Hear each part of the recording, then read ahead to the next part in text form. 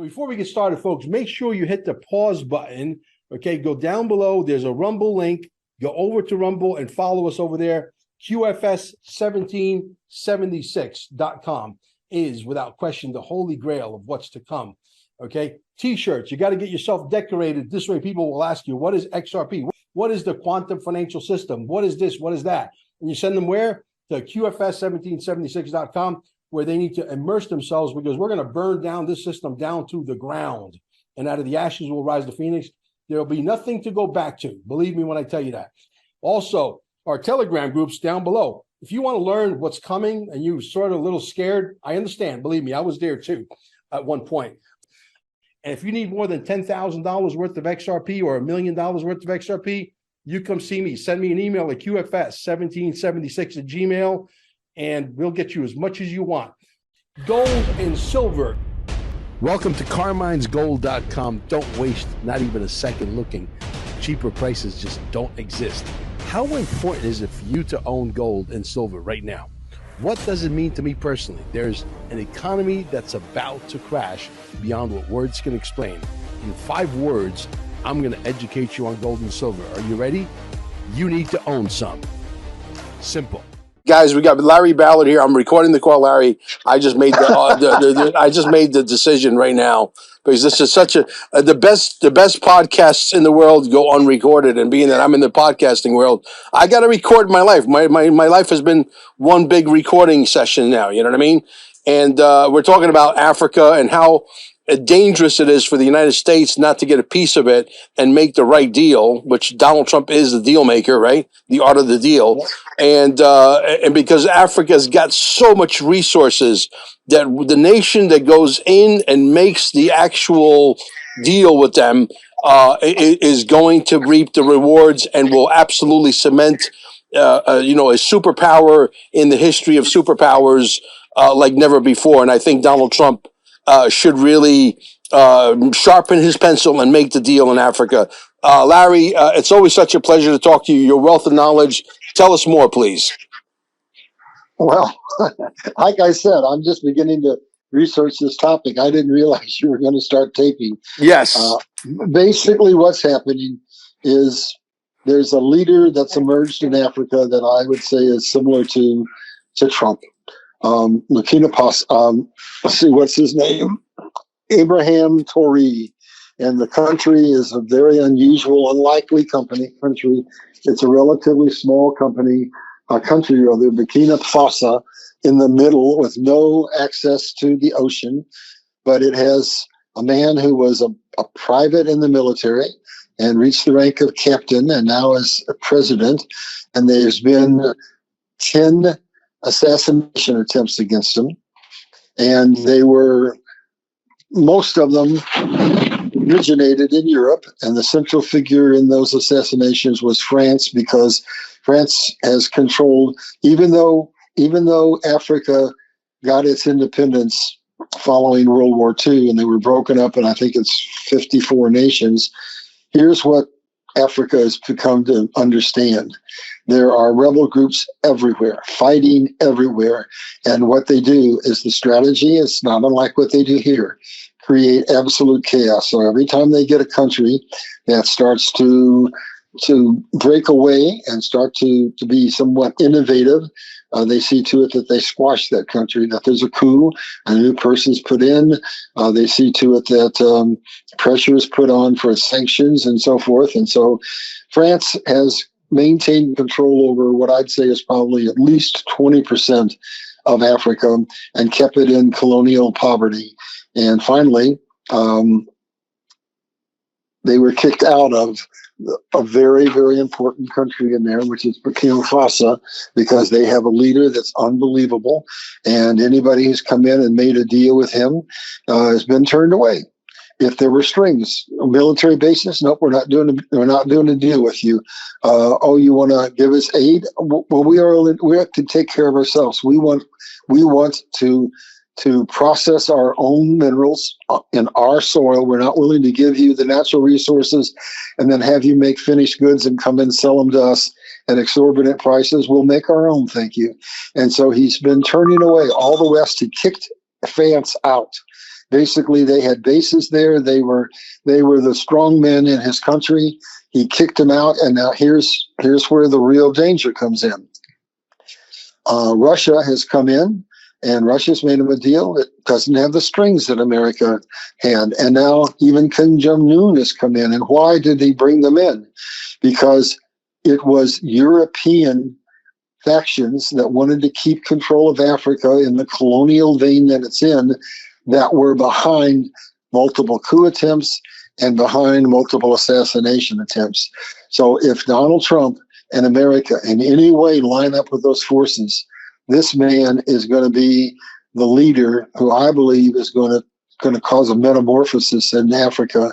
And what we're going to see now is 54 totally dysfunctional countries controlled from afar, who give their natural resources away for nothing and are kept in slavery. And one man says no. And I believe you give it 10 years, and what he's putting together now is going to industrialize America. Industrialize Africa.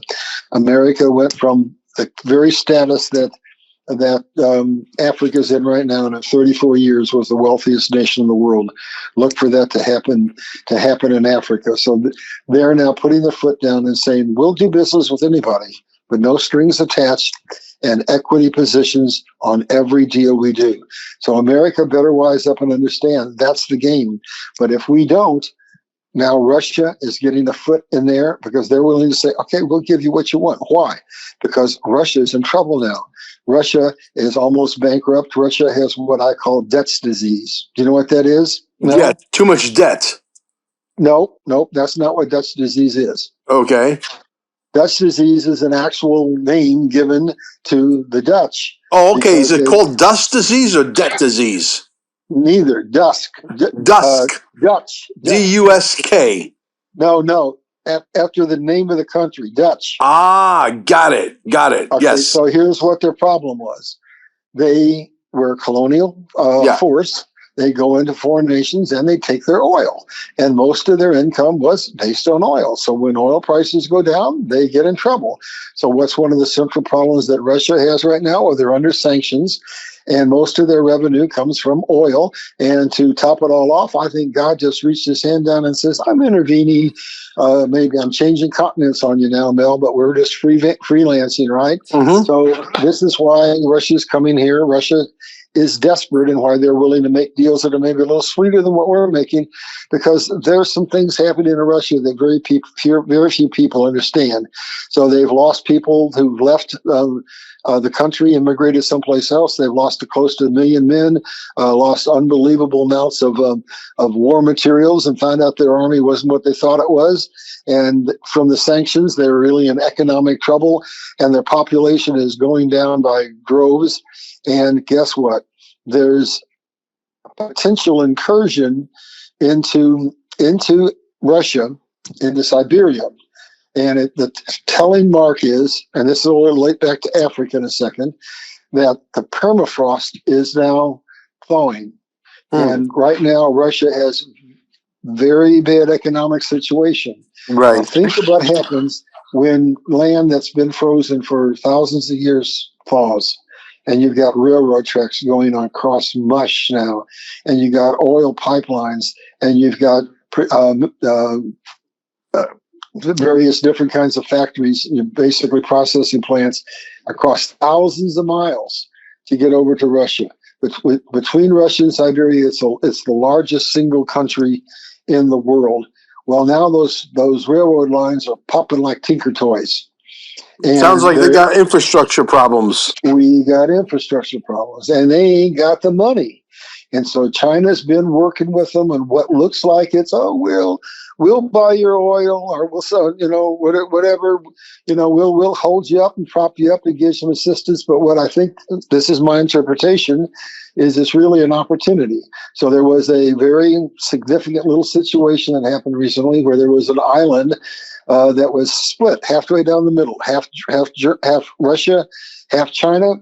And basically one day China just came in and took it over. And why was it important? Because it was right across, just a few miles off the shore of Siberia, where their largest city is. And think about China thinks, well, we have to have Taiwan because it used to be part of us. We have to have Hong Kong because it was part of us. Well, I'm based in history of the Bible. So did you know that at one time, go back about 100 years, Siberia belonged to, guess who? China.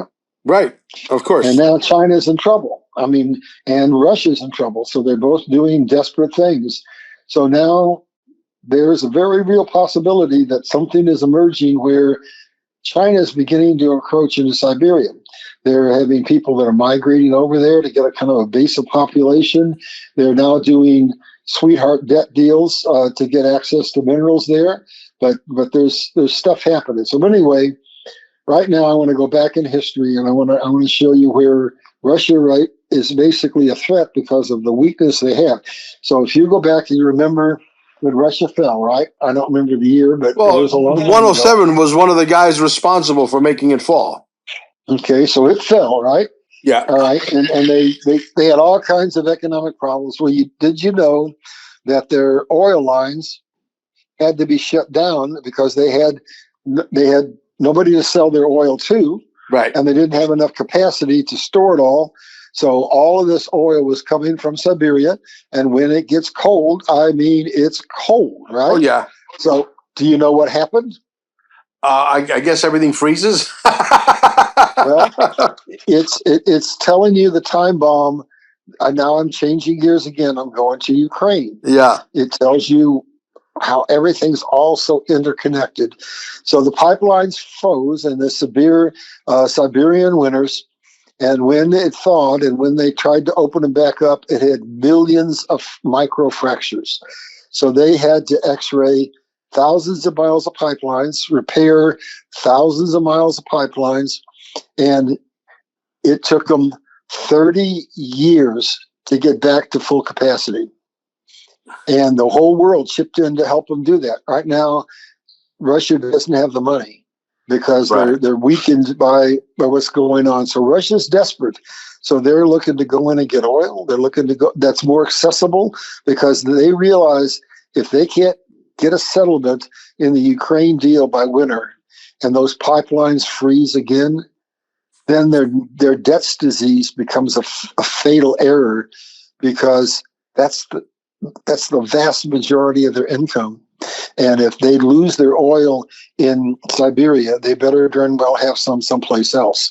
And so they're coming into Africa, and they always have an ulterior motive, but they're doing deals the likes of which America's not offering, and it's putting America in a position where we better damn well wake up and open our eyes up, because this is a very short window of opportunity to get into Africa at the right moment and establish some meaningful relationships, not theft, but business partnerships.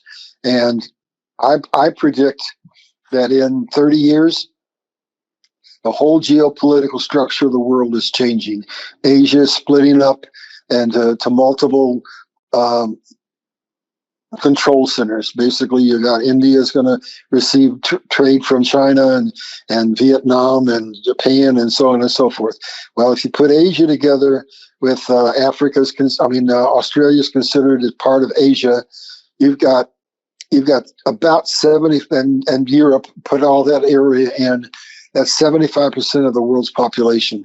America better be looking someplace to get some natural resources and some allies. And the most fertile ground there is in Africa, and we're missing it. Missing it. Is it possible, Larry? And LarryBallard.com, guys, support the good guys. It's important. Get his book, get educated, gain all knowledge. It's important. It's important for the survivability of this planet, and it's important for the survivability of America. And America is about to become greater than ever before. It's never going to be as great as it's going to be under Trump. And it's important for you guys to spread the word out there about Larry Ballard, who is a historian on steroids, who is a God-fearing person. He's a good friend of mine, and we're recording this call because we were just talking about such a valuable information, and it was all going by the wayside. I'm the one that coined the phrase, the best podcasts in the world never get recorded. So therefore, I'm hitting the record button a lot of times here, Larry. The bottom line is that Is it possible that Donald Trump is allowing everybody to go in and make deals or try to make deals with Africa, and then he comes in? Because this guy, you got to try to live inside Donald Trump's mind and how he thinks, and he is the ultimate chess player. He's the ultimate poker player. He never shows his cards. He keeps everything very close to his chest. Is it possible that he's going to allow these nations to go in? The answer is yes, and I can unfold some of it. But this is why I didn't want to really do it. You already read my mind. Okay, I don't need to go through with you understand where I'm going. Go ahead, answer. Yeah, I can tell you some of it, but I'm not going to cast myself in concrete because some of it's still happening. But I'll break it down a little bit for you. Yeah. So America is not really. We've ignored Africa for decades. So we had the Belt and Road Initiative from China, and at one time they had probably almost 90% of all the nations in Africa they were doing some kind of a debt trap with. Well, China's gone bankrupt. Most of the deals have gone belly up, and that's creating the huge opportunity that is in Africa. So the Belt and Road Initiative was 4,000 miles, water and land, and it went. They had one country in Europe, but then they had the Middle East, and they had probably 90% of Africa and maybe 10% of South America. And it was all about getting natural resources and getting trade lines. So that's pretty much all dissolved, at least for the time being. And basically, Russia had a few deals in there, but America's just ignored them. But now something just happened just a short while ago, and everybody I think that I've heard misconstrued it, and it could be the evolution of what Trump's doing, but it's too soon to tell. That's why I didn't want to get into it in detail. So let me ask you a question. So what do you think of what Trump just did in Africa when he closed all of the consulates? Well, I think you would be more qualified to answer that question because I'm actually literally in the middle of trying to listen to you and watching Amber cutting her hair. Or trimming her hair. Okay, not that we can't afford a barber, but they charge you a lot of money and they don't ever do the right job. So why don't you go ahead and tell us what you think? Here's my analysis. I usually like to have a lot of facts, and I usually like to leave slides, but here's my analysis. It's a strategic move. Okay. You can never see. Here's what I do that other people don't do. Being that I'm an historian and that I get unctions from God, I never attack a subject unless I come at it from a half a dozen different directions. Mm-hmm. So I don't follow news because everybody is singularly minded on what's the story of today. Well, okay, now we need a new story for tomorrow. So you have to go back to the things that Trump just did, pop, when he first came in. Yeah. So the first thing he did was get us out from something that's totally unrelated, but it's dear to my heart. He got us out of the Federal Education Department because that's where one of my books is destined for. I agree. But the second thing he did was get out of USAID. Yes. Well, right, so listen, does everything resemble Nassar Jassar, or is Mel Carmine a nut job, delusional, and that should be in a mental institution locked up in a rubber room with a straitjacket? Well, it represents that, and also the Bible. The Bible says you give a man a fish, you feed him for a day. You teach a man to fish, you feed him for life, right? So what's our policy in Africa been? It's been the old colonial empire policy. Right. Here, I'm gonna try. I'm watching an important video. I don't want to lose it. I'm gonna try to park it, and I'm gonna give me a second. I'm gonna try to bring up something that I'll read to you if I can grab it. Sure. While you do that, guys, also don't forget about QFS1776.com. It's a free website that's been translated by other people that have nothing to do with us, all over the world in about 9 different languages. The last that I know of, Swedish, Dutch, etc., etc. And QFS1776.com is without question the holy grail of what's to come. And it's a free education. When you get there and you start to go through the videos, you'll get something called FOMO, fear of missing out, and you'll want to buy the XRP. And you're going to want to buy some gold from CarminesGold.com. You know why? Because you have to take a hedge against your wealth, because if you don't, you're going to be screwed. Go ahead, Larry. Oh, I'm still looking. I'm not sure which video I had it parked in, but what it is, if I can find it, it is from a book that came out about 20 years ago that's been redone 3 or 4 or 5 times, called The Economic Hitman, and it's the foreword from The Economic Hitman. I just don't remember what. Oh yeah, he did like several books of that. I met John Perkins on Lincoln Road at a book signing 22 22 years ago, 25 years ago, something like that. So this forward to his book will tell you what the significance is of what Trump just did in closing the consulates. So listen carefully. Economic hitmen are highly paid professionals who I'm sorry, I just lost my place. Economic hitmen are highly paid professionals who cheat countries around the globe out of trillions of dollars. They funnel money from the World Bank, okay, and that's in Europe, right?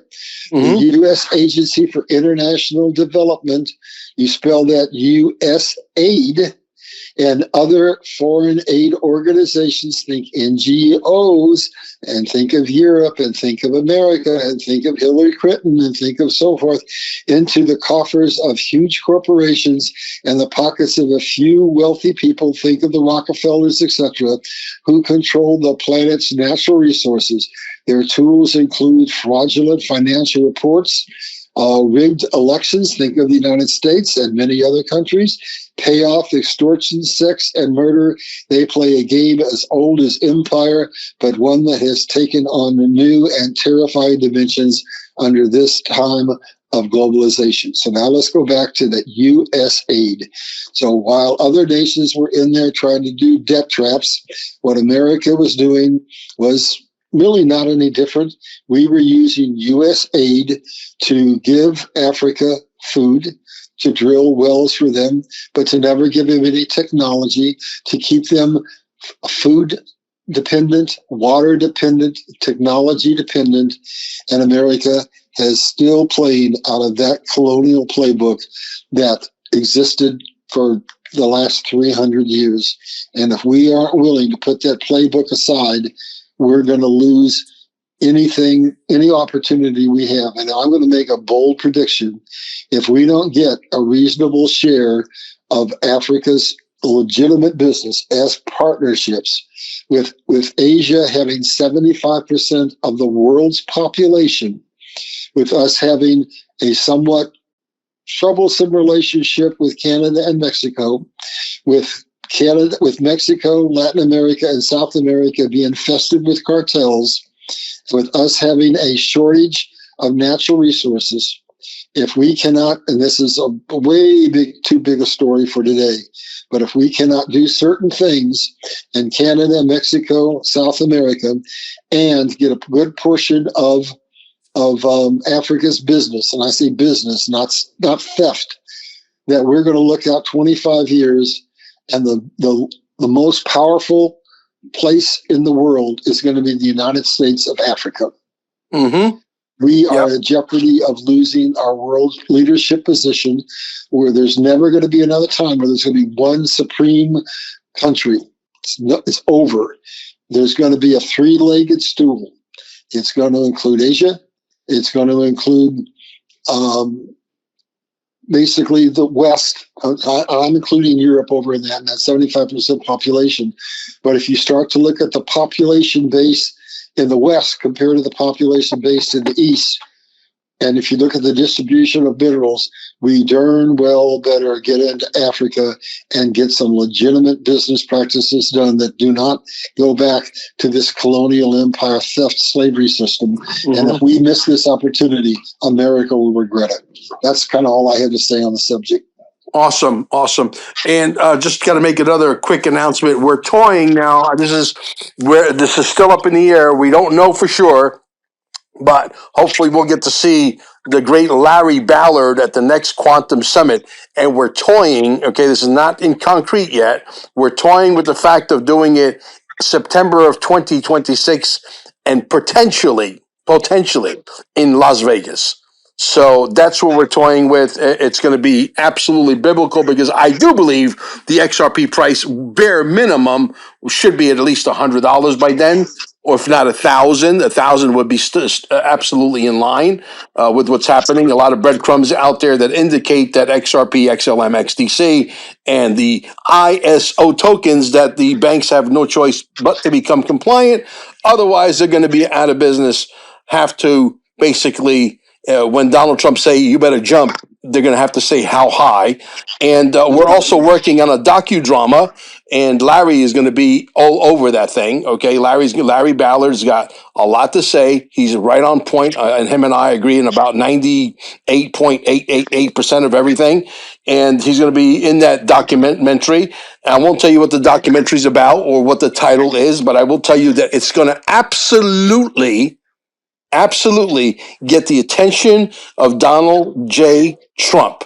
When they see the thumbnail alone, it's going to raise eyebrows all over the world, and we're excited about that project.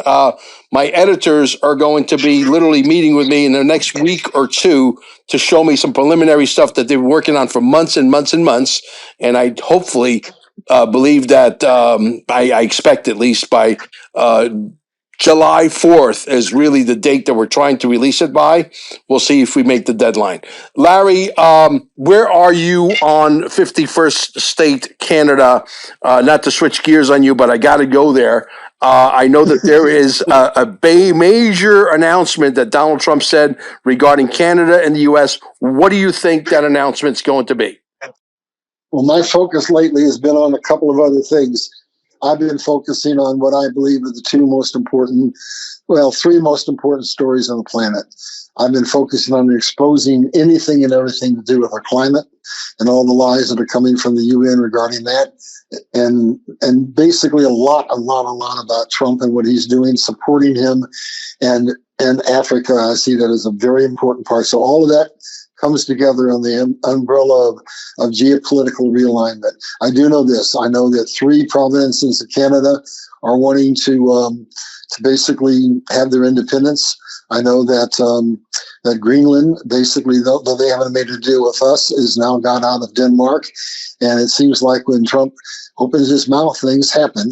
I don't personally believe that I would like to see Canada be our 51st state at this point, and I'll tell you why. Because until the government up there changes and there's time to change the philosophical opinions of the eastern part of Canada, we would be bringing in a real problem into America. And that is a political problem that if they were a state, they would be able to vote. And therefore, we would have new people coming into Congress, and they would probably be wearing blue. And the balance of power could shift. So I see that what we really need to do is we need to support those 3 provinces. We need to work through this slowly, and we need some time to evolve politically what happens. But we need Canada, and they need us. Canada has some real weaknesses, and Canada is another place where we can go to get minerals. So Trump is working. I mean, I think it starts one step at a time. Mm-hmm. He's working with the trade deals, and what he wants to do is get access to Canada for our farmers. He wants to get access for our timber industry, because it's more than just trade. People don't understand that it's not just tariffs that this war is about. It's about completely locking us out of participating in certain products in multiple countries around the world. It's about things like China dumping, where they say, well, you can't have an industrial society if you don't have steel. So let's just subsidize the steel industry, and let's just dump all of our stuff in America so cheaply that we drive the steel industry out. So basically, we've got to walk, in my opinion, slowly into Canada, but we absolutely have to normalize relationship with Canada and with Mexico. And I think a more urgent situation right now, we have to make the commitment to do what Trump has already started. This goes all the way back to China. This goes all the way back to the European powers who tried to enslave China with opium. And that's exactly what they're doing here. China is now returning the favor by sending fentanyl in here. I think Trump has made the decision to make incursions into Mexico, Latin America, and South America until the cartels are wiped out. And then here's the next opportunity. Now, those are very poor nations, just like Africa. We need to go in as their neighbor, and we need to understand we are no longer in the position where we can treat these neighbors the way the colonial empires treated them. So it all comes down, ultimately, going back to Canada. The whole world is changing. The superpowers are no longer as powerful as they were, and we're going to have to find ways to work with all these nations, and we're going to have to come to the realization, if you hurt yourself, anyone, you hurt yourself. What Donald Trump's trying to do is he's trying to bring peace to the world by creating a situation where every nation in the world has dignity, where they have equality, where they have food, where they have water, and that's part of the big picture. We need Canada for certain reasons. Canada needs us. So I don't care if they're a state or not a state. I personally would prefer that they are not a state, because I don't want any more left-leaning ideology coming into our political system. And maybe on a different vein, I would point out to one I think is even a more serious issue, and I don't know how we're going to solve it, but all right, we'll talk about Mexico here in a little bit, but I got to answer you on Canada. Okay. You know, they say great minds think alike, and I thought about the same scenario you're talking about in regards to there's so many leftists up there. People have been beaten into submission. In many ways, Canada is more communist than, CCP, Communist China. Okay? And the reality is this. It could backfire on us because we're not able to deprogram all the Canadians and reprogram them to think the right way, the way the patriots here in America think, right? It may backfire on us on the voting block, and it might give the Democrats a chance to get back in. Is that how you're thinking? That's what I'm alluding to. And remember, you got to know history. So basically, Canada is still, to this day, under the crown. Right. And for those who don't know it, they see us aligned with Britain in World War I and in World War II. And what they don't understand is that Britain has always been our mortal enemy. Britain has always undermined America since the very first day we were ever founded up until today. So that's something else that has to change. If Canada is ever going to join with the United States of America, then the affiliations that it has with Britain have to be severed. Period. That's my personal opinion. I'm not interested in sleeping with the enemy. And on a broader vein, America better wise up to the fact that if you go to the Bible, which I spend a lot of time in, and you go to the Revelation 17, and you go to the book, and you go to the combination beast, you find that it contains the bear, Russia, the lion, England, the leopard, Germany, and the lady riding on the beast, the Catholic Church, and the dragon, the devil. And basically that's all a description of the European Union, of NATO, of the group of people in the world that we consider, the G20, that we consider our absolute friends. And I'm telling you, folks, if you understand history and if you understand the Bible, we have no greater enemy than right there, even greater than China. God's going to take care of China very shortly. But we need to wise up and understand we're sleeping with the enemy. Yeah, well, there's only about 17 or 18 million Canadians. They don't really have they don't procreate that much up in Canada. I guess it's too cold or something. I have no idea. Or maybe something wrong with the food. But the reality is this. If by chance, let's speculate here, because you can never get in trouble when you speculate. Let's say Canada does become the 51st state, for whatever it's worth. And we're able to talk to them about cryptocurrency and this reevaluation, and we're able to create, for example, argument's sake, 500,000 multi-billionaires or multi-hundred millionaires up in Canada. And a lot of people are going to make a ton of money, maybe not near hundreds of millions, but maybe 20 million, 30 million, 50 million. There's going to be a bunch of those, probably more so, right? That maybe stick their toe in the pool, so to speak, to see if the water's warm. And that may turn it around in the sense that, hey, wait a minute, Canada's never been so rich, and now that we're the 51st state for the first time ever, Canada, we got more wealth, we got more freedom, we got, obviously, if they become a 51st state, the Second Amendment will apply to them. All the laws that apply to us will apply to them immediately, correct?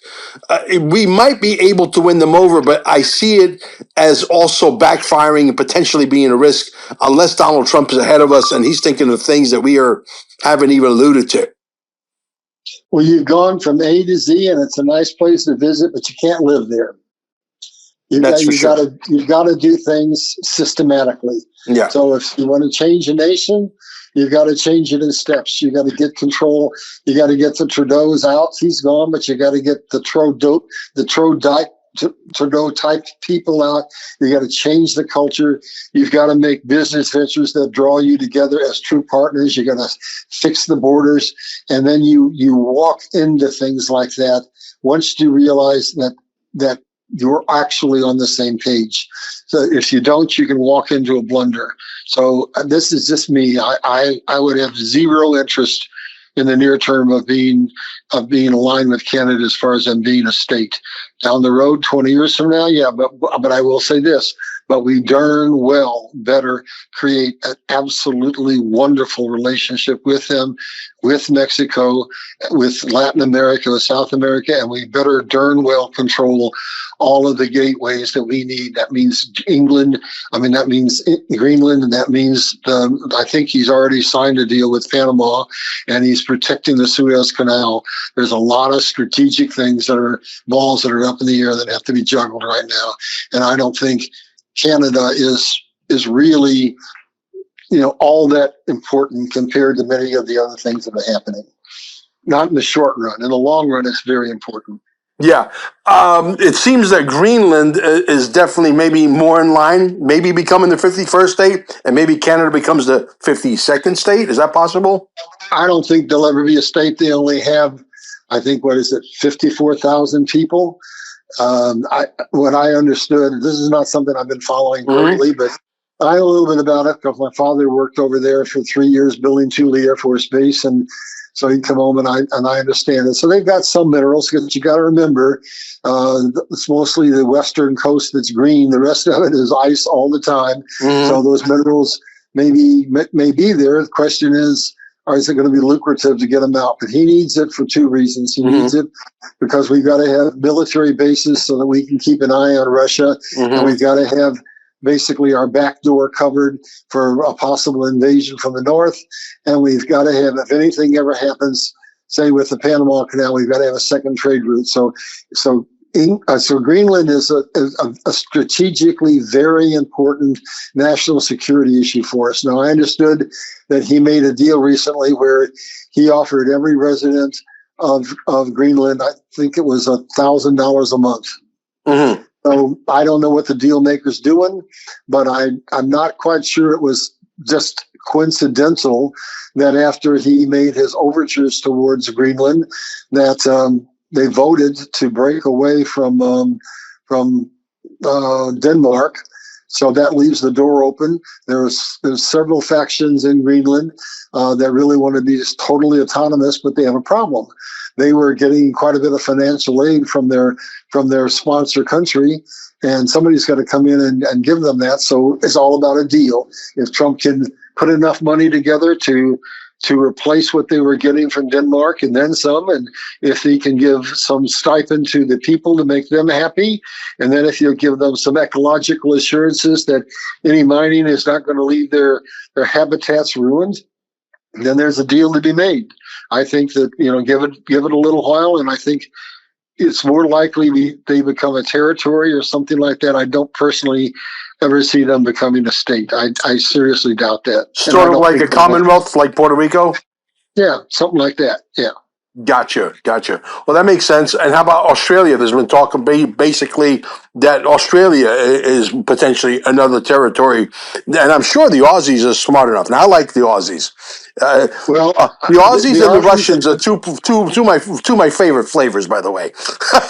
I guess here's what I say there. There's too many things that are unfolding to really make meaningful predictions, but I can give you some. I can give you some factors that come into that prediction. Okay. So we know that they've recently gotten a liberal government in that's basically locked them down during COVID and so forth. They kind of like Canada, but they were our best allies in World War II, and they've been loyal to us. But there's a saying I go by: there's no such thing as an ally. Just there's none. There's political alignments for practical purposes. So if you look at that region, technically Australia is considered part of Asia. It's really close to China. So if you look around there, you look at the the Indian Ocean, you see Japan aligned with America. You see Vietnam aligned with America. You see Taiwan aligned with America. You see Vietnam aligned with America. You see Australia aligned with America. So why? They're right there where they could all be really cozy trade partners, which they will become and are becoming, but they're aligned with America because the nation that said, well, we're not a bully. We've never bullied anybody and never will bully anybody. It's China who bullies everybody. But now if China effectively falls in the form of the CCP falling, and the Chinese people that have lost practically everything in the last couple of years, their life savings has been wiped out by the real estate collapse. Their jobs have been lost by deglobalization. The economy is destabilized. There's something that's happened that most people don't know that's just atrocious. They, for at least the last 20 years, say, go to college, get trained, get in a technical vocation, and get a good job. Well, do you know that a few years ago they started shifting and they needed people in their factories, and they took a bunch of their college graduates and forced them to go to the country and farm. And so at any rate, between that and now 12 million Chinese graduating and no jobs, and they say the unemployment is 20%, it's probably almost double that. There's 100 million people protesting in China as we speak, 100,000 people protesting in Taiwan, and I don't know how many in Hong Kong. But basically, should China fall and no longer be a communist nation, now I think Donald Trump has done a favor to the Chinese people. You hit the nail right on the head, my friend. Exactly where I wanted you to go. China is going to be forced by default to free China, where they become a democratic country, number one. Number two, Donald Trump came to the realization, as all the women have already in China come to the same realization, most men in China have little balls and little penises. Okay? And he grabbed them by those little balls, and he's got those little balls in a fucking vice, and he's squeezing as hard as they can, and China is in a lot of trouble right now. A lot. They're getting ready to collapse. They're probably weeks away, I don't want to say months, but weeks away from total collapse. And out of this, yes, is there going to be some people getting hurt, some people getting killed? Yes, but out of this, it's like having a baby, you know? When you have a baby, it's full of blood and pus and yellow shit and green shit, and then you got to wash it, and you got to cut the umbilical cord, but at the end, you got a beautiful, brand new born baby. And out of this will be born freedom in China, which is going to be amazing. Look, I have a way of expressing myself. I'm a street guy. I make no apologies for it. You know what I mean? But China Donald Trump has got China by the balls. Those little small balls. Well, China's going to be relocated to be a regional power. They're going to have to regroup, and then God's got his hand in everything. So let's look at China historically. I look at everything over hundreds and thousands of years. There are 17 dynasties in China. Yeah. Did you know that 5 of them fell because of food insecurity and water insecurity? Yeah. So to treat, here's what they got. They got 20% of the world's population, 6% of the world's water, and 86% of that water is absolutely poison. So they've got all kinds of problems. So guess what God's doing? He's taken advantage of every mistake that the CCP made. So the CCP had, well, you only get one child, and if you have more than that, we're going to come in, we're going to take that child away, and we're going to sterilize you.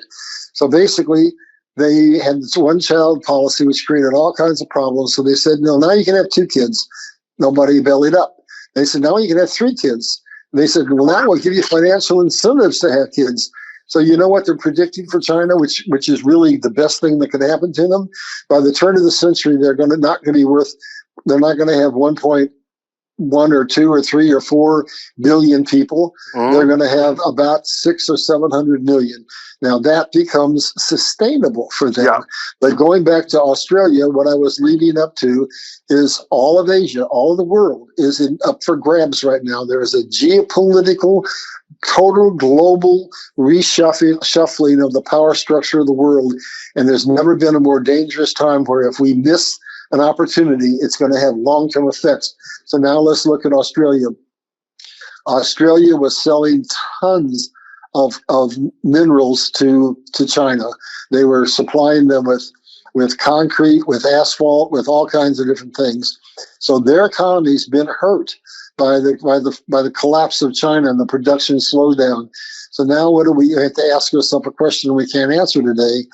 If the CCP falls, if that whole region becomes an industrial superpower, and because every nation around there that's where all the population density is, what's going to be better for Australia?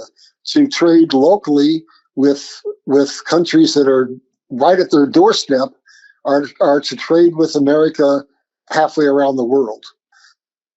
I can't answer that question. It's premature. Yeah. Right now, they're ideologically locked us for security.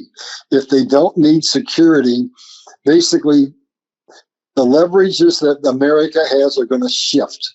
So we control the world right now through a dollar. Well, there's movements with the BRICS to basically take some of that control away. Donald Trump has pulled a chess move on that. We're not going to come out as the world's reserve currency, but we're going to come out as the dominant reserve currency. Yes. But also, if the world comes to peace, because everybody can feed themselves and has water, and it's all possible with the technologies that are coming, then geopolitical alignments are going to align. And they're going to align first and foremost around proximity. Sure. So Australia is proximately far closer to Asia than they are to us. So that's too far out to tell. I don't know what would happen. Ideologically, they're very much aligned with us. Geographically, which could mean economically, they're in proximity to Asia. Yeah, I want to hit on China one more, and then we're going to bounce over to Mexico. I got some notes here that as you're talking, I'm jotting down some notes on my little eraser board, and I got to tell you, I don't know if you know this. You might or you might not. Okay, I'd be shocked if you don't. How long does your history go back in China? I mean, mine, as far, and I'm not a historian scholar by any stretch. I want to put that out there immediately, but I do know some things that make me very dangerous. Back in the day, I'm going thousands of years back when China was ruled by what's called an emperor. The emperor had exactly this number: 1,500 holistic doctors. Did you know that? Yes or no? I didn't know the number, but I know that's really, well, I used to have a holistic doctor. Let's put it that way. I believe, been to China, I believe that their culture was pretty advanced. Go ahead. Let me make my point. Case in point here. The one thing I really do love is the elders have all of these secrets, and once China becomes a free China, all of these secrets from the elders are going to be released to the world. They had the most amazing incentive, Larry, to be able to keep the emperor alive through herbal medicine. You know why? If the emperor died prematurely, you know what happens to those 1,500 naturopathic doctors? You're telling me they kill them? They kill them all. Okay.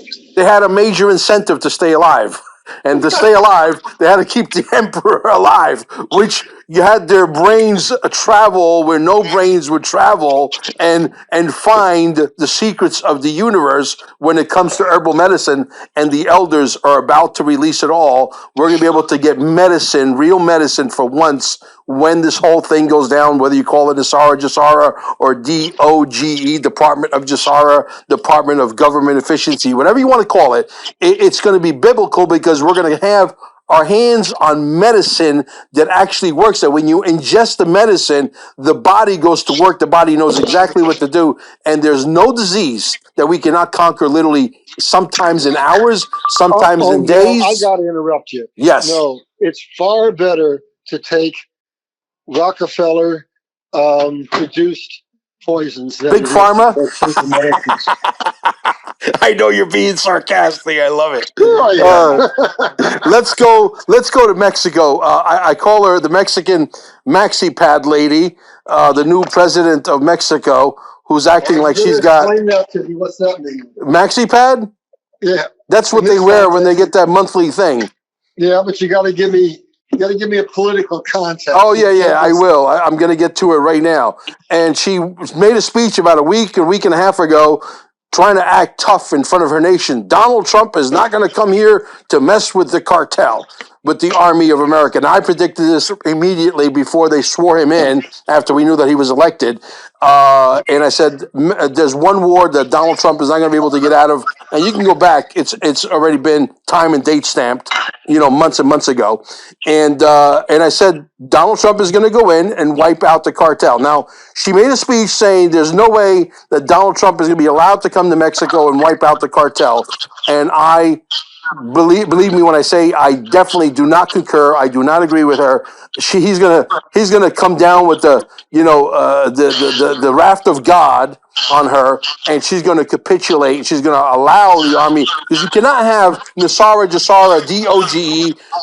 You got to have a situation where we have peace on earth and we eradicate all evil. The cartel needs to be absolutely crushed. Agreed? Disagreed? Do you think Donald Trump has a chess move for Mexico? Yes or no?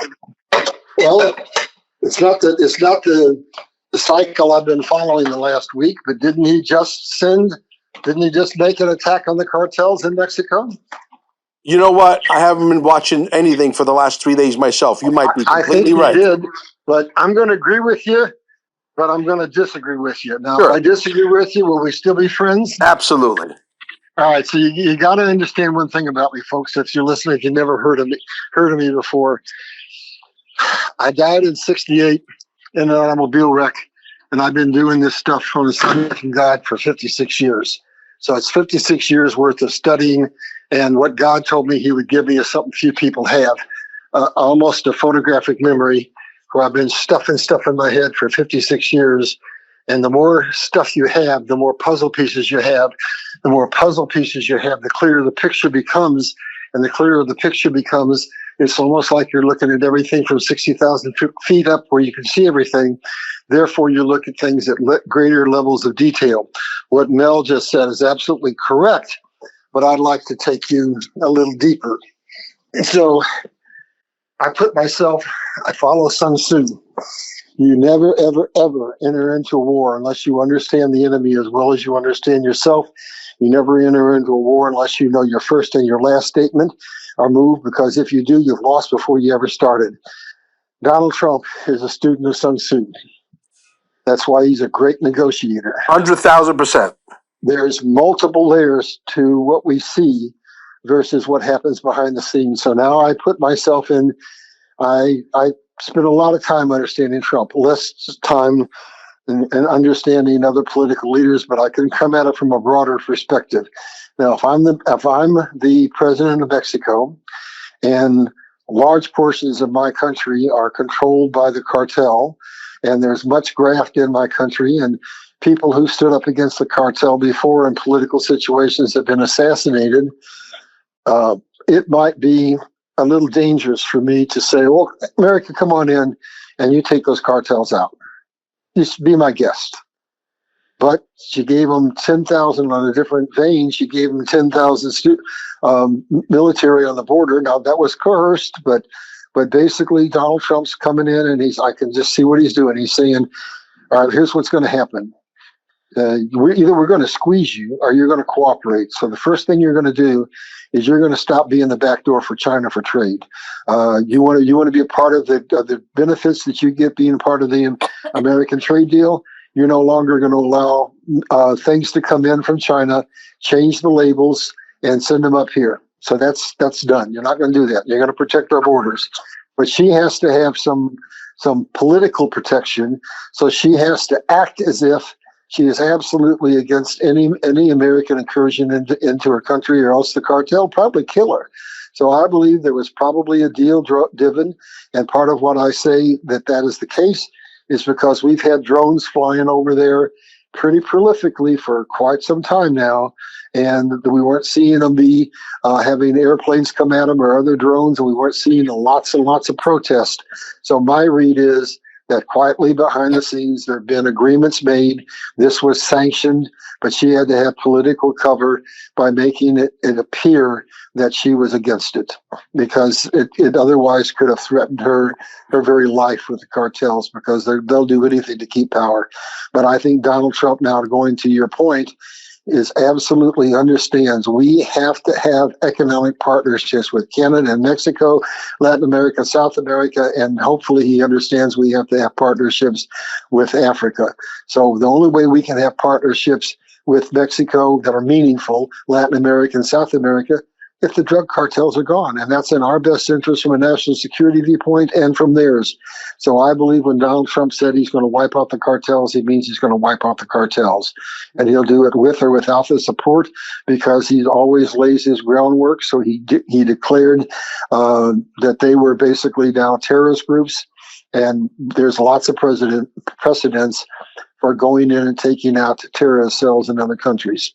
So I don't have the ability to psychically reach into her mind and know what she's thinking or what deal was made, but the cartels will be removed.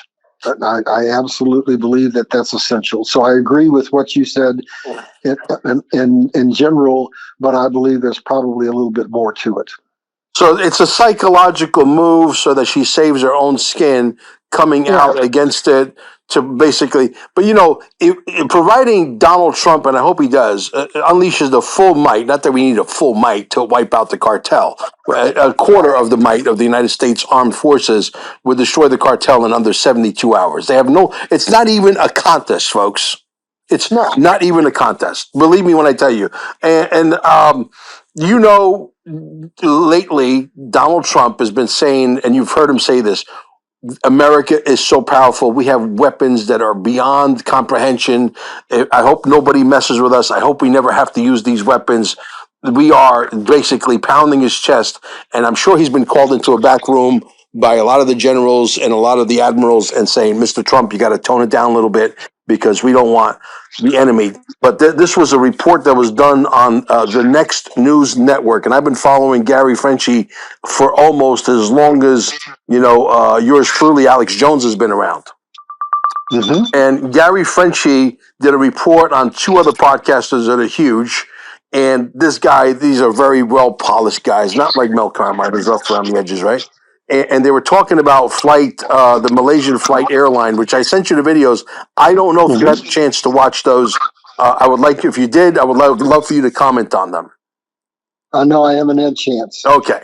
I figured that because you're just one of the busiest guys. Because when you get into this podcasting world and you're as good as a Larry Ballard, LarryBallard.com, by the way, okay, then you understand that, you're sort of starting to live in Mel Carmine's world, where I get hit with 82,000 messages a day. And that's not a stretch sometimes. I mean, maybe 82,000, 8,200, okay? Let's make it, right, 10%? Messages a day per week, whatever. It's just too much. It's overwhelming.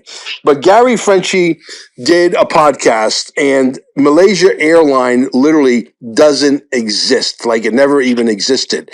The story goes that we've had a few dissenters out of the United States government, which is nothing new. And they went and helped the Chinese get this technology that we possess. And they actually have video of this because it was confiscated off of the Chinese satellite. Somebody intercepted this. We actually have the proof of this. Okay. And it's a plasma technology that you and I cannot explain. The only thing that I can tell you is this: that if you have nuclear capabilities, if you have nuclear capabilities on the level of, China, Israel, whoever, Italy, okay, congratulations. You own a couple of firecrackers. It's null and void. It's obsolete technology, okay? what happened was they stole this plasma technology. They put it on flight, Malaysia flight, whatever that number is, 777, whatever. Okay. And they were going to take it to China. And what we did is the Chinese were actually watching the flight in real time on closed circuit TV that they hacked into, and that hacked footage got out and it ended up on the next news network, Gary Frenchie. And we have the footage. And you see these plasma balls, there's 4 of them, 3 or 4 of them, literally going around the airplane, and all of a sudden, poof, we literally turned the thing into dust like it never even existed. Mm-hmm. Okay? That's what the United States has. That plasma technology, Larry, has the capability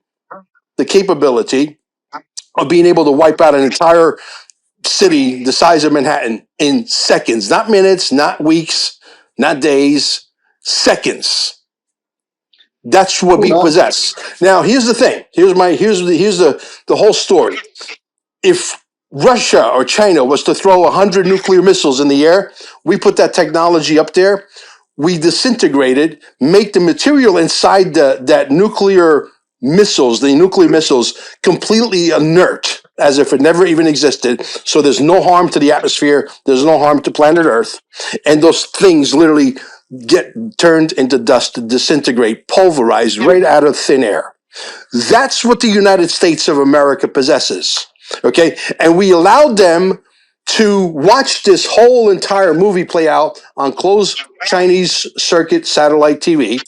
And what we did is, because we wanted to get a slow burn, they put some lithium batteries on there that they knew that these things would burn very, very slowly. And those people that were on there, especially the Americans who were selling out to the Chinese, who also got killed in that transaction, if you will. Okay. What happened was that they allowed that slow burn to happen because they wanted to have a little torture pleasure out of the whole thing. Okay. There's Mel. Okay. I'm telling you, that's what happened. This is why the black box doesn't exist. That's why a door hinge doesn't exist. That's why the wings don't exist, or any of the luggage or any of the engines. Nothing from that airline exists because it went poof into thin air, gone. That's what the American government possesses. I didn't see that particular thing. And I'm going to resend it to you. I want you to promise me. I'm going to go in. I'm going to go into your text message that I sent you those videos. I want you to promise me that you will watch those. I'll watch it. It may take me a few days, but I'll watch it. Yeah. Well, I don't know particularly about that, because I usually try to cast my net on more complicated things that are, global. But I can go back into history a little bit, and I can go forward into the future, and I can substantiate. I'll make your life easier. I'll go in and I'll resend them to you, because I want you to watch them, because you and I are going to do another show specifically on that, because I want to tap into your incredible mind. Okay. Well, I'll watch it. Yes. In the meantime, here's what I would say to substantiate and support what you said. Mm-hmm. So let's look at something. I don't remember the name of the person. It was just something I caught. But somebody in the Trump administration came out recently on television and said, he was asked a question. He said, we have anti-gravity devices. And I sent you that as well. Yeah, and we have time travel. And now let's go back a little further. And what you just described, it probably isn't going by the name that it was invented under, but I think that from the research that I've done, it very well may be what Tesla called Kruger waves. And if you remember that when Tesla died, the FBI took all of his material and it was turned over to one Donald J. Trump's uncle. And so I believe that let's go back now to the announcement that we have time travel. Mm-hmm. And we talk about something. I'm not drawing any conclusions. Right. Drawing a bunch of questions together. So how is it that Trump never seems to get trumped? He always trumps everybody else. If he's got a Wayback Machine, if there is time travel, which Albert Einstein says is entirely theoretically possible, And then there was a book written about Baron Trump that seems very, very similar to reality, to a nonfiction book. Maybe we do have technologies that we don't know exist that have been suppressed. And then we come forward in time and we go to the realization that almost 6,000 patents have been suppressed, and that we have had anti-gravity forever, that the ancient civilizations had microwaves forever, that technology has been suppressed, and it's been suppressed under this guise. It's been suppressed because to give that kind of technology is like giving, an absolutely incredible, piece of devastating machinery to idiots. But basically, it's really more what they say is it's a national security threat to give that technology to the world. What it really is a threat to the $10 trillion energy grid that's controlled by the global financial elites. So thanks to one Donald J. Trump, we now have the Chevron deal passed, and we are going to have access to dip into some almost 6,000 patents, and we're going to find that the world is going to change forever because we have technologies that we can't even imagine. And this one that you're talking about, I believe, goes all the way back to Nikola Tesla. And at the time, I believe it was called Kruger waves. And it is the most devastating thing that there's ever been. And now more in the mainstream, we also now realize that we look at the fires that have happened and a number of other things. We have lasers that can pop things out of the sky. So what nations do that want to bluster is like China, so that they can look like they're the dragon when really they're the paper dragon. What a nation like America does is hide its strength until the last minute when it needs it, so they can keep its strategic advantage, because Trump says, I never, ever, ever let my enemies know what I am going to do or what I'm capable of doing. So everything you just said is supported by everything I just said, but in a somewhat less specific fashion. Exactly. But who is this guy? His name is Stephen L. Kwast. Kwast. And I'm going to play the video here. I'm going to record the audio, at least if the audience can listen to the audio. It's a whopping 1 minute and 52 seconds, which is worth listening to over and over again. How this video does not have, instead of 3.7 thousand retweets, how it doesn't have 370 million retweets is beyond my imagination. Okay. This is a general who's been appointed to be the head of what? Do you know? No, I don't know. Space Force. Oh, okay. Okay. This is not just a cuckoo Cocoa Puffs UFO, guy that fell off the turnip truck. This is the guy that's been basically told to, hey, leak this out, because once this leaks out and we actually have it, but I want to make some comments on what he's going to say. We're going to try to make the show 1 hour and 17 minutes. We're at 1 hour and 6 minutes, so we got 11 minutes to go. Okay. I'm going to make some comments. After we play this. Let me put the volume all the way up, and let me see if we can play it. And I want to... Energy. Okay. The seed corn of all development, all growth, all survival, energy. So energy, transportation, information, and manufacturing, these are the things that change humanity, that will change world power, and they are descending upon us in ways that are very unique. The technology is on the engineering benches today, but most Americans and most in Congress have not had time to really look deeply. Let me pause that. Most Americans and most of Congress has not had the time because they were too busy screwing the American people, and DOGE is busting them. Okay? He can't tell you everything. He's got to tell you half-truths because that's what it is right now. They got to play politics. But let me continue. As a matter of fact, I'll rewind a little bit. Americans and most in Congress have not had time to really look deeply at what's going on here. But I've had the benefit of 33 years of studying and becoming friends with these engineers and these scientists. This technology can be built today with technology that is not developmental. Let me make another comment. This technology has existed since maybe me for sure, peeing and crapping in my drawers and my diapers back in 1963. Right? Okay, they're telling you that they got the pieces to build the technology. I call hogwash on that. Again, they got to tell you half truths.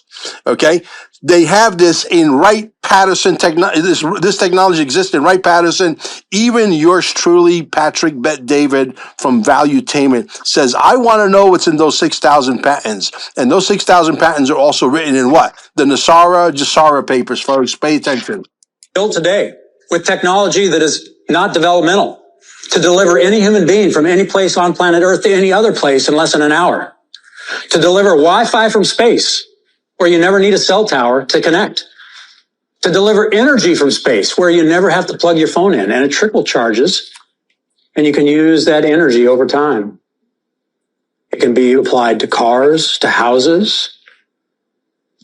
The technology of Edison and Tesla that we live with in our energy environment, our paradigm today, is expensive, it's dangerous, and it's wasteful.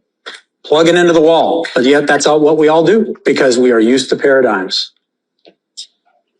The power of space will change world power forever. And it doesn't have to be a big country to do it.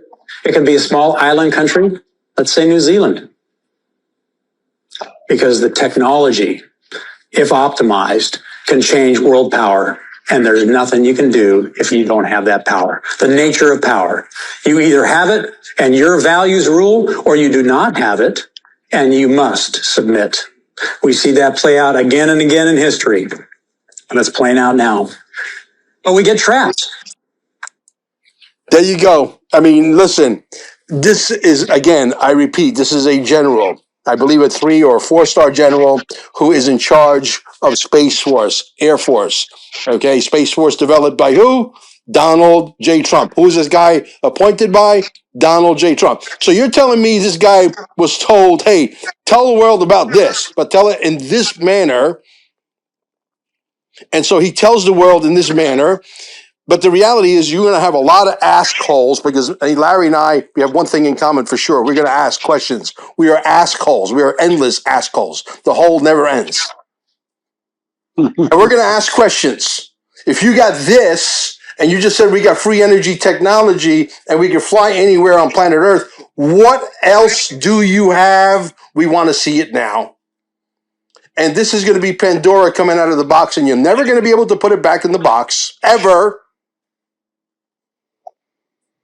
This ends with XRP. This ends with the world being rich, and we're going to avoid World War III and World War IV, and we're going to make a lot of people rich in America, and the rest of the world is going to have no choice but to follow suit because they're not going to continue to live in a 3-dimensional world when there's a 4th dimension to be had and a 5th dimension and beyond. Whether we travel to the stars, whether we travel anywhere, whether we see this technology come to fruition, if we don't blow ourselves up, which I don't believe we will at this point because of who is in charge, then glorious times are ahead. I know Larry owns, some XRP. He's very excited about it because he could see the future. Him and I met, and we got to tell the story, I think, for whatever it's worth, Larry.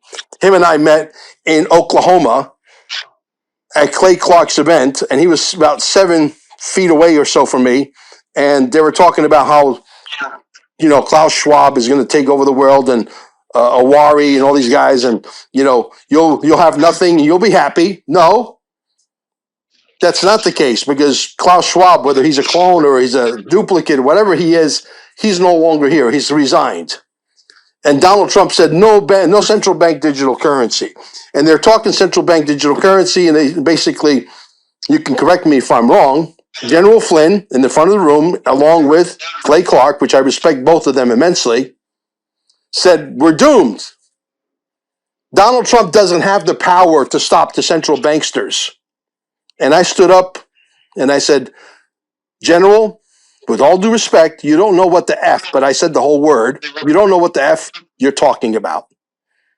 You have no clue. And I said, these asset classes, that's why there's a Mexican standoff.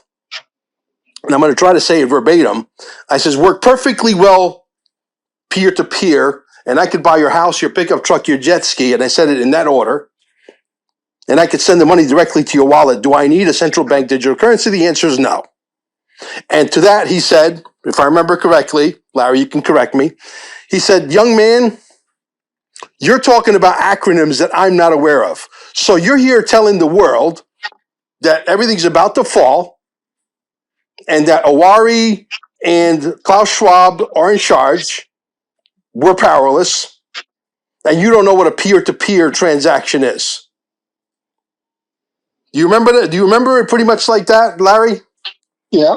Yeah. The whole room stood still. You could hear a pin drop to what after the entire transaction was done and we broke for lunch. Larry said, I don't know who you are, but I got to shake your hand. I never met anybody with, the size of yours. That's how we started our relationship. Yeah. So we're both truth tellers. Yeah. I have one style of telling the truth, you have another, but we're both truth tellers. Yeah. Yeah. So what do you want to close out with? Guys, don't forget LarryBallard.com. Buy his book. You can get it on Amazon as well. Larry Ballard. Tell him a little bit about your book.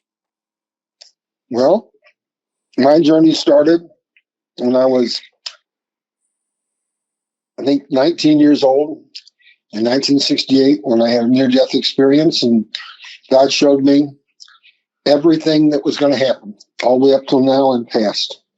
And he says, your assignment, I'm going to hold you in the cleft of the rock until the very end, will be to come out and mass information, dump it all at one time, open the people's eyes, and bring them to me to create the harvest of souls. So I've been on that journey for my entire life, and I can tell you this much. We win. We're going to get a period of peace and prosperity. We're not going to get out of the book of Revelation. But anyway, what God's assignment to me was to work in multiple different jobs that were all strategically important so I would learn things.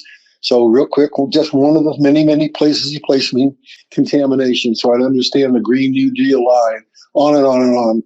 And basically study all my life. And when it comes down to write books and do podcasts that basically do the following. Base everything in history because they can't call it a lie. History repeats itself. Base everything on the Bible because the Bible is history, and become expert in politics so you can combine all three of those things in order to bring out complexities that the average person doesn't see because it'll be necessary to open their eyes. So that's what my book is about. It basically is a very fast read that tells you this is what made America great. Bam, bam, bam, bam, bam. It's as simple as controlling natural resources, controlling trade, turning it into finished goods, turning that into money, and then using that to exude power. And then he told me to tell the people how we lost it and how we're going to get back our power, and to give a description of what the world is going to look like. We're moving into a period of peace and prosperity, and the wars are going to end, and it's going to be largely based to what DeMel was talking about, which is energy, which I've studied for years and years and years. We have the most amazing technologies. God didn't make a planet that had any deficiencies at all. We're going to regreen this planet. There are amazing technologies that are being released to regreen all the planets. We have the opportunity to have, believe it or not, sustainable water from the atmosphere. So I touch on a variety of different things that people don't touch on. I'm basically cover a huge umbrella. All that's in the book. You come out understanding basically things that you have a piece here, a piece there, a piece the next player, but you don't put it together because you don't have enough pieces to see the grand scheme of things. That's what I do. That's what's in that book. Bingo. And the second book is coming out in August 15th, and it's for our kids. It's to take the truth into the schools so that we can stop having an endless array of confused gender kids coming out and good communists. So that's my fight for the world, and it's in that book. Well, guess what? We're exactly at the 1 hour and 17 minute mark and 34 second mark, which means we got double 17, 34, right? Times 2, 17. And that's exactly where we're going to end it right here. Don't forget, guys, QFS1776.com, the holy grail of what's coming, this quantum financial wealth transfer, staying alive, staying ING, staying alive. Alive is spelled with 2 E's at the end. Make sure, David, that you put it in here, okay? And scroll the fact that we have a Telegram group down below that they can join so that they can stay safe from all the fake Mel Carmines and the fake Larry Ballards out there. don't forget, this docudrama is going to be coming out soon. We'll be making some announcements on that. We'll allow the name to flow out there at the right time. And we're going to be calling on a lot of podcasters to give us a little snippet of what I can't tell you right now. But thank you, Larry, for coming. And guys, get this video, get this audio video out everywhere. Hopefully, David does a great job at creating a nice, montage of videos to basically paint the picture and drive it home for all you guys he normally does. But anyway, it was a pleasure talking to you all, and we'll see you on the next one. God bless America, and God bless Larry Ballard.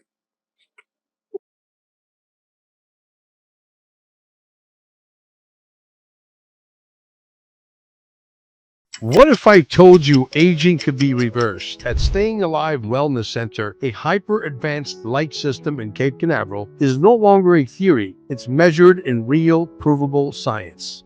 Independent lab out of Houston, Texas has confirmed with conclusive data your telomeres, those critical markers of cellular age, are actually lengthening.